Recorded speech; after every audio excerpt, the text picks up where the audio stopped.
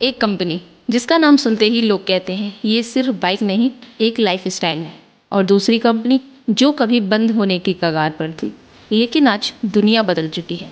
एक तरफ Harley Davidson जो कभी क्रूज़र बाइक्स की किंग मानी जाती थी, और दूसरी तरफ रॉयल एनफील्ड जो हर साल लाखों बाइक्स बेचकर नए रिकॉर्ड्स बना रही है। आखिर ऐसा क्या हुआ कि अमेरिका का लेजेंड स्ट्रगल करने लगा और इंडिया की कंपनी दुनिया भर में छा गई? चलिए जानते हैं।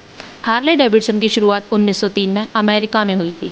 उस ज़माने में हार्ले खरीदना सिर्फ एक बाइक लेना नहीं था, बल्कि एक स्टेटस सिंबल था। हॉलीवुड मूवीज़, रॉक म्यूज़िक और हाईवे कल्चर, हर जगह हार्ले का ही जलवा था। लेकिन फिर कंपनी से एक ऐसी गलती हुई जिसने उसकी स्पीड धीरे धीरे कम कर दी। हार्ले अपने पुराने कस्टमर्स पर ही डिपेंड करती रही। बाइक्स और महंगी होती गईं और यंग जनरेशन स्पोर्ट्स और एडवेंचर बाइक्स की तरफ मुड़ गई। जब हार्ले इंडिया आई तब लोगों ने सोचा कि अब मार्केट हिला देगी, लेकिन हुआ बिल्कुल उल्टा।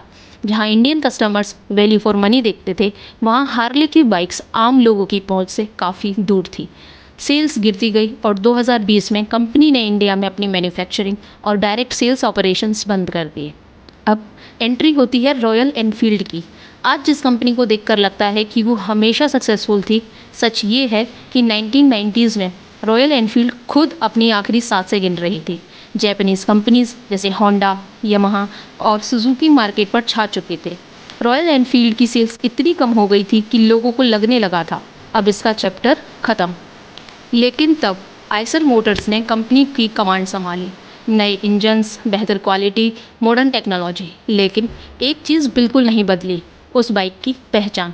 क्लासिक लुक को वही रखा गया और वही बन गया रॉयल एनफील्ड का सबसे बड़ा वेपन। फिर लॉन्च हुई क्लासिक 350 और देखते ही देखते रॉयल एनफील्ड सिर्फ बाइक कंपनी नहीं रही, ये एक इमोशन बन गई। Leh Ladakh trips, weekend rides, rider clubs और टूरिंग कल्चर, लोग सिर्फ बाइक नहीं, एक लाइफस्टाइल खरीदने लगे। सबसे बड़ी बात, हार्ले ने लग्जरी बेची, लेकिन रॉयल एनफील्ड ने प्रीमियम एक्सपीरियंस को मिडिल क्लास की पहुंच में ला दिया, और वही गेम चेंजर साबित हुई। बिजनेस की दुनिया का एक सिंपल रूल है, सिर्फ पुरानी लेगेसी से कंपनी नहीं चलती। कस्टमर्स बदलते हैं, मार्केट बदलता है और कंपनीज को भी बदलना पड़ता है।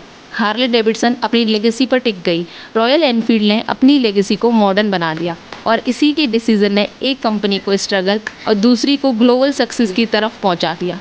अब आप बताइए, अगर आज आपको एक बाइक चुननी हो तो रॉयल फील्ड लेंगे या हार्ले डेविडसन? कमेंट करके ज़रूर बताएं, और बिजनेस की ऐसी ही पावरफुल बिजनेस स्टोरीज़ के लिए TCM आवाज़ को सब्सक्राइब करना मत भूलिए।